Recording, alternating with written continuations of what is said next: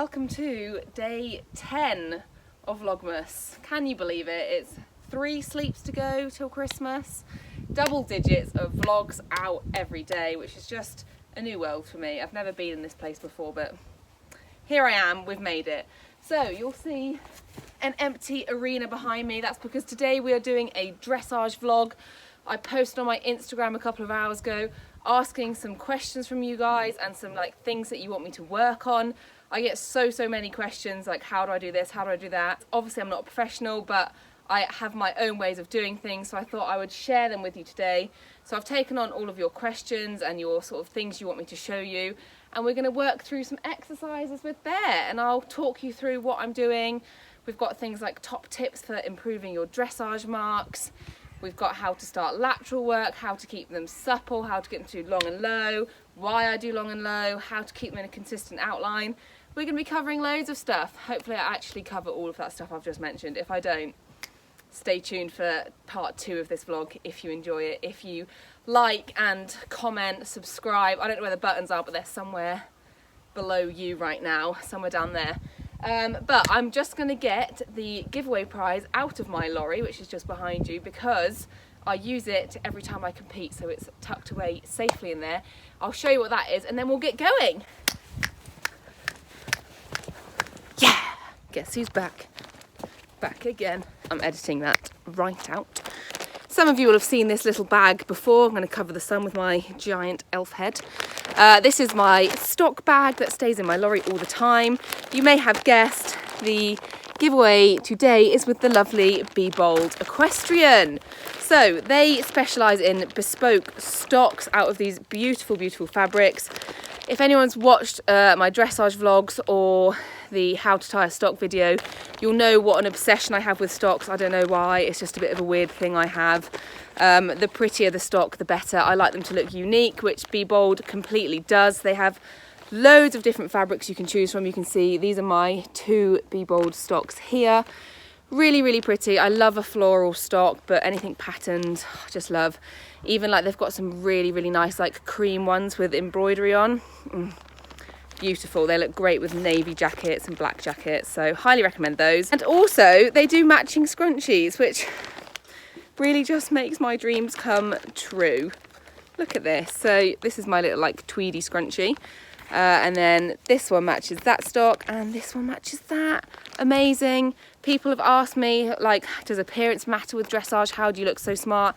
Yes, it does matter. You've got to look smart. Your horse has got to be turned out beautifully, and you've got to look smart as well. So a matching stock and scrunchie, it just ties it all together. It looks so much nicer. So highly recommend these, but one lucky winner is going to be winning a stock of their choice and a matching scrunchie. So a little bit about BeBold. They are a family-run business, so really great to support them. So they make their items. You can choose any stock in any material and scrunchie. Another thing to mention is that they do self-tie stock. So for those people that can't tie their own stocks because it is hard to make them look nice, or if you're just one of those people that is super busy and you don't want to be fiddling around with the stock for ages, you can get a self-tie stock which is literally all tied for you, and you just clip it around at the back and job done. Hey presto, you're ready to go. You're ready to go and win your dressage test. So they do those in any material, not just the ones that are on the website, so you can go and check those out. By all means, have a scroll, see what lovely materials they've had and what options you can go for. They really are amazing. I know that it's actually quite hard to get hold of really pretty handmade stocks like these ones. So if you're looking for a new stock and you don't happen to win this competition, I 100% recommend BeBold. You can see it there. But yes, that is the giveaway. It's UK shipping only today, I'm afraid, guys. But stay tuned to listen out for what you need to comment below. I'm going to make it a bit harder today because people are finding it too easy. So listen out, but I'm going to go and grab Bear and see you back in here in a minute. Hi guys, so I'm on Bear. She's all warmed up. We've done some walking and some long and low, and then just walked her on canter to get her in the mood. So first thing I was asked was about introducing young horses to dressage. So obviously I do quite a lot of that because I produce a lot of youngsters, and ways of sort of keeping it fun and not boring for them so they get sour. So one thing I will say about this, first things first, is do not school your youngsters every single day. They will absolutely hate it and they'll get so bored and they'll just get really sour in the school. So with my youngsters, I will never school them 2 days in a row. They always do a hack or something else in between, even if it's jumping. Also, a great way of stopping them getting too bored is to have poles out. They're actually so helpful for flat work. A lot of dressage riders use poles, so make sure you do some exercise with them to sort of keep it different. But exercises I'm going to show you right now are some bending ones. So I tend to never show my youngsters a straight line. I think if you just trot them aimlessly around the school loads, they're just going to get really bored and they're going to make their own fun or just not concentrate at all. So loads and loads of bending for youngsters. This is really good for getting them round your leg, and it also starts helping them to start going on the bit. So depending on what stage your youngsters are at, they might not be on the bit at all, or they might be starting to go on the bit, but don't have them in like a really high frame. So have them in like a lower sort of easy frame like this that Bear's working in now. Good girl. So one exercise I like to do are like 5 and 10 metre loops off of the track. So bending the way you're going, so a little bit of inside bend here, and then change the bend to go back to the track, inside leg, and then a change of bend again here when you're back at the track. So obviously if you're doing a real baby, you can make the loops a lot easier by making them shallower, so like this, still thinking about your bend, change of bend here, inside leg, don't let them fall in, and change the bend again. And spook at the jumps. Little exercise is something I like to call the caterpillar. Woohoo. So I use this with jam so much. So basically start at A or C, wherever you want to start. Little 10 metre circle, you can make it smaller if you want. So I've started on the right rein here. So I've done a whole 10 metre circle. I'm going to get to the centre line, change the bend, put them forward when you change the bend, and do a 10 metre circle to the left. So you see Bear here is like really curling up, so I want to use a lot of inside leg and outside rein so she's not falling out. Back to the centre line again, change the bend to the right. So start this in walk with a baby. A more established horse, you can do this in trot.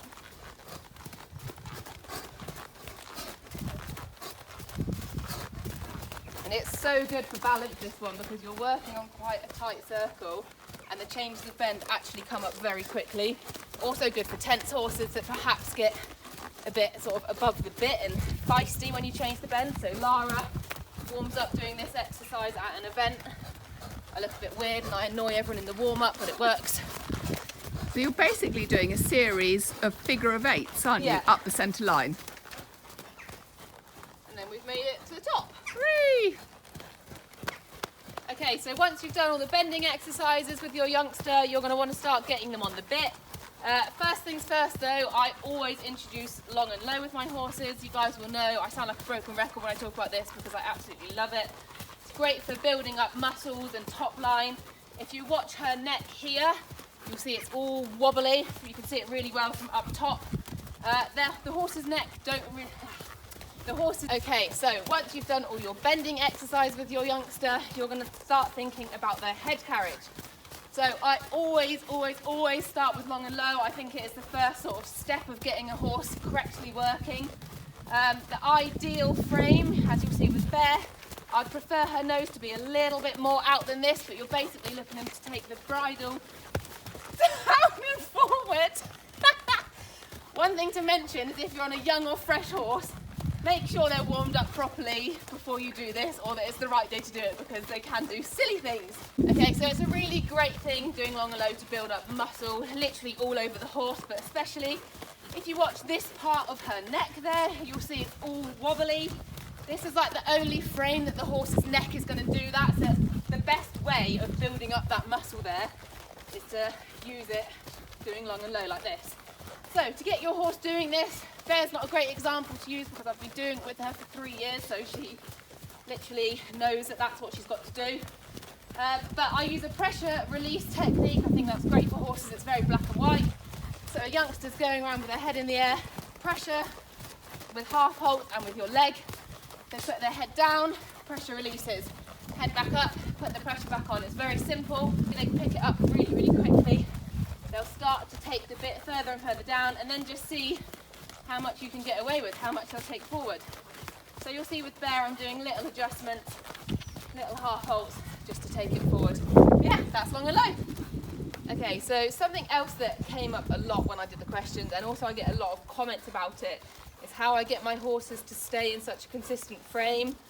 They don't all the time, but I'd like to think that it really stems from the early training. So the long and low is honestly so vital and key for building up the correct muscles, and then you can gradually just pick them up and up and up. But this is, bearing in mind guys, over the course of months, okay? This isn't going to happen within a week or something. So think of it like if you're doing a plank, if you're really unfit, you're not going to be able to hold that, and you're going to be sort of wobbling and all over the place. It's the same for a horse holding a frame. So you can't expect them to go straight into a competition frame and just be able to hold it, because they physically can't do it. So don't start with a competition frame straight away. Good girl, Bear. So my youngsters, I get them working sort of forward and from behind. So I'd probably have a young horse in this kind of frame. The main thing you want to focus on is that they're not behind the vertical. That's kind of your most important thing at this stage. So if they're taking a bit forward and they're a bit low, it doesn't matter. This is all building and strengthening work for them. So eventually you are going to be wanting to work in a more uphill frame, like Bear is now. But again, this is 3 years down the line with Bear. You can't just expect horses to go straight into a consistent competition frame. Okay, we're having a quick walking break while poor Mum picks up the poo Bear's just done. But this sort of ties in with what I was just saying about keeping them in a consistent frame and outline. You want to be giving the horses regular breaks. It's really hard work for them holding themselves up and going in a proper outline. So if they've done some nice work, make sure you're giving them a break and rewarding them, and they'll find it a lot easier to then pick it back up again afterwards. And also it just makes them fitter to be able to sort of carry themselves the whole way through a dressage test. But yeah, key points I'd say is not to ask too much too soon of a young horse. Make sure they're correctly muscled up before you actually ask for that really big competition frame. Remember, you can have a consistent frame at different sort of levels, so it doesn't necessarily have to be consistent at an uphill level, if that makes sense. Okay, we've had another delay because my phone's about to die, so Mum, bless her soul, has gone to get the portable charger, which has given me a spare few minutes to tell you guys what you have to do to win the lovely BeBold stock and matching scrunchie of your choice.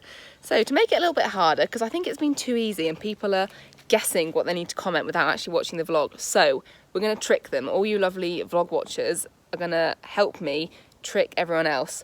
So what you've got to do is comment a Christmassy phrase, word, literally anything Christmassy, but it has to begin with a letter in my name. So M-E-G-A-N. It's got to begin with one of those letters. Just Megan, not Elphick, because that'll get too confusing. So yeah, a Christmassy phrase, word, anything you like, beginning with either M-E-G-A-N. Okay, let's try and trick them. Make them weird. Make them give as much variety as possible. Let's try and trick these people and see if we can confuse everyone. Okay, right, back to dressage. Okay, so the next thing that I got asked was about getting your horses forward and in front of the leg and sort of getting them to engage that back end and actually step through and use themselves. So for the getting forward part, I suggest tons and tons of transitions. For this exercise, I've picked up a little schooling whip. You'll see why in a minute, although Bear knows I've got it now, so she's not actually going to play ball. So you should be doing loads of transitions. When I say loads, I literally mean hundreds in a schooling session. Don't do 3 and think that's loads, okay? So lots of downwards ones. So with my horses that aren't going off the leg, I'll give them a little aid, so just a little squeeze. And then if they don't go, a little tap. So that way, they're just sharpening up to their transitions and they're learning that they need to go as soon as they feel the aid, otherwise it progresses. Don't, we're not doing actual work yet, Bear. So again, tiny little squeeze, and Bear's gonna go. She's like, I'm really going. So you'll see, this exercise has very much worked with my horses, so it's very hard to demonstrate on one that's quite established. But without actually showing it, what you want to do is squeeze, let them have a chance to react. If they don't react, either a little kick or a little tap with the stick, just so they're realising, oh, if I don't go straight away, it progresses and I have to do something. And it's worth saying, with a lazy horse, it's much better to give them one little sharp tap than constantly nag them, isn't it? Less is more, definitely. Lazy horse, legs off. Sharp horse, legs on. But yeah, that's just a quick little exercise to get them sort of off your leg and moving forward. Then if I just quickly change the rein, I'm going to drop the stick because I do not need that. Ooh. So to get them engaging their back end, I'll refer back to my jumping vlog I did with Jam about getting her to slow down. So I do an exercise. It's just not going to help her. Okay? That's why you don't usually ride Bear with a stick. Yeah. It's just a show, Bear. I'll do an exercise doing this tiny little trot like this, which I find quite hard. So you're trying to keep the impulsion good, but not have any speed. So almost like you're just about to walk, but don't let them walk. And then let them move forward again. And you'll see Bear is really swinging from behind there. Because she's really powering through from behind there. So it's just getting them little kicks like that, getting them go, engage your back legs, get them moving, but don't go forward, so they're stepping underneath themselves. And tensing their stomach muscles, having to carry themselves. Her head frame is not at all what we want right now. It's not going to look particularly pretty, this exercise. It's worth remembering that some exercises that target certain things, you're going to have to forget about other things you're working on at that time, but eventually everything's all going to come together if you do the right exercises. What I got asked was introducing horses to lateral work. So if you've watched the exercises for young horses vlog, you'll see the exercise I do like this, where you just bend them around your inside leg. And this is a great way of getting them to accept your inside leg and move off it a bit. So you'll see Bear's just not doing a very good job, but like there, she's stepping across with that inside leg, which is obviously actually lateral work, so it is when they're crossing all of their legs over. So this is a great exercise to introduce them to it. They don't get too flustered because they're walking, and it's very, very clear what they need to do because it's literally very sort of simple and consistent aids.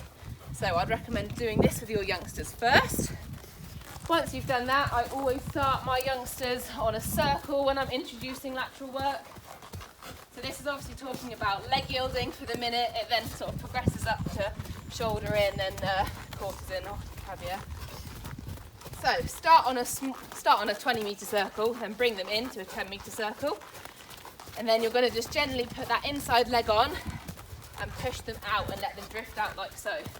So one thing to say is when you first do lateral work with a youngster, they're not going to stay straight and cross their legs over straight away. They're just going to drift. But the first thing you want to let them know is that leg means more than just forward. Leg can mean across. So that is the first message for a youngster, just that leg can mean go sideways.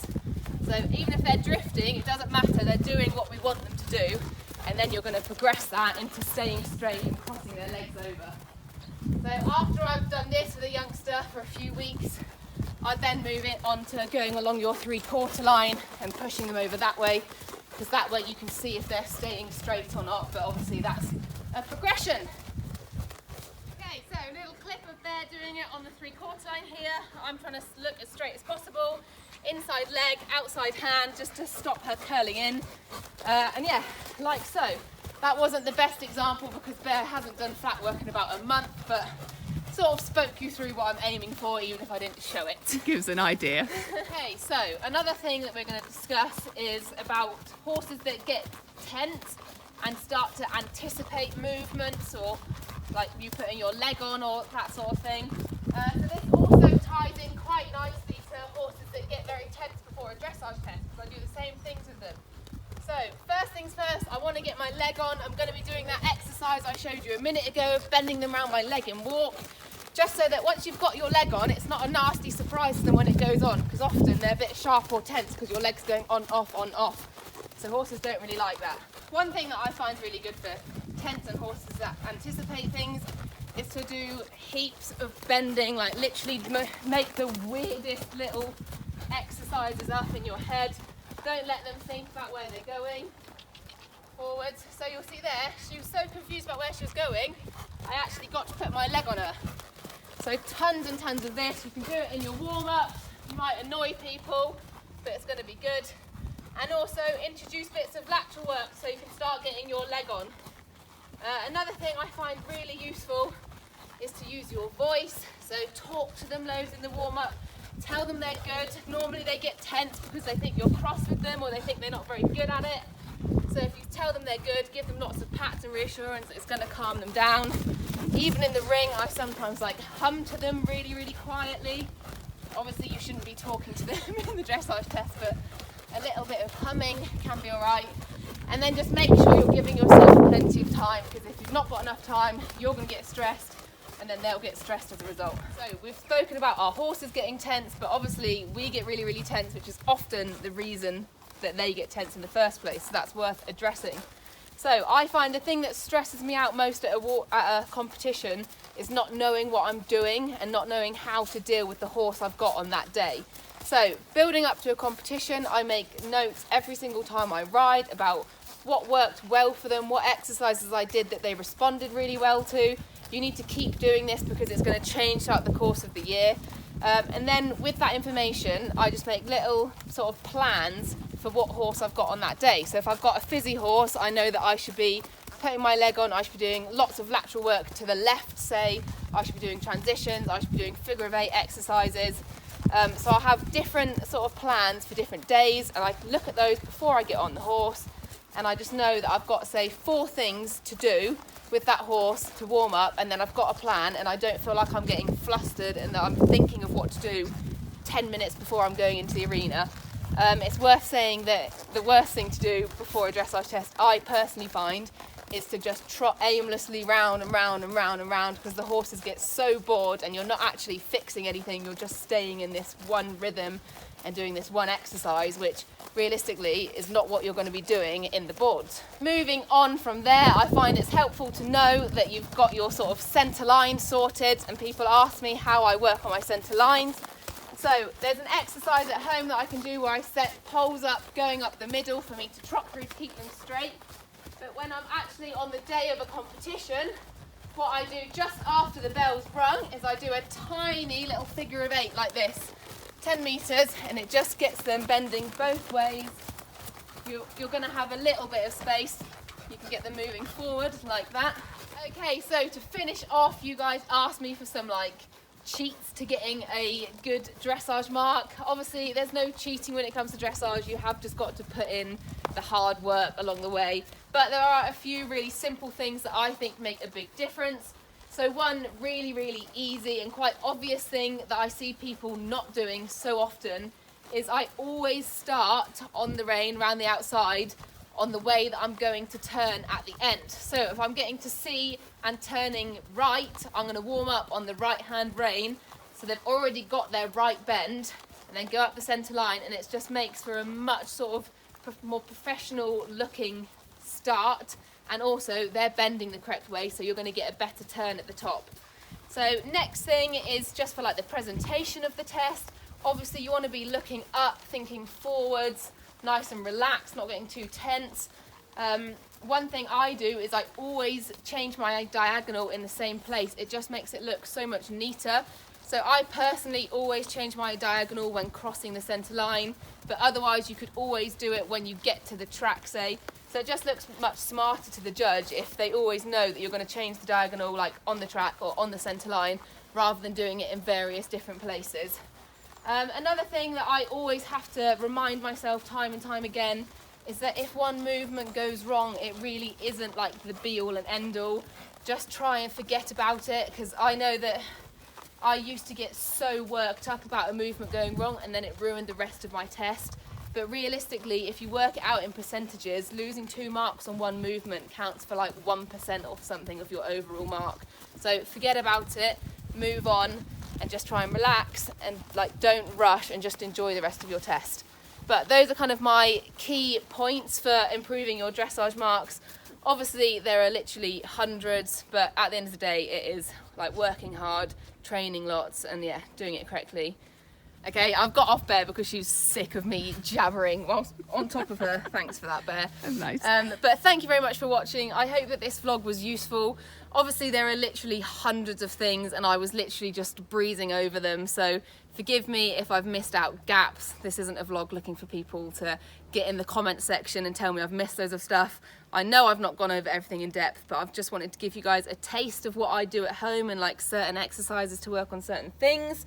So make sure you enter the giveaway. I've already told you how to enter it. We're being quite sneaky today. And it is of course to win that lovely BeBold stock and matching scrunchie of your choice.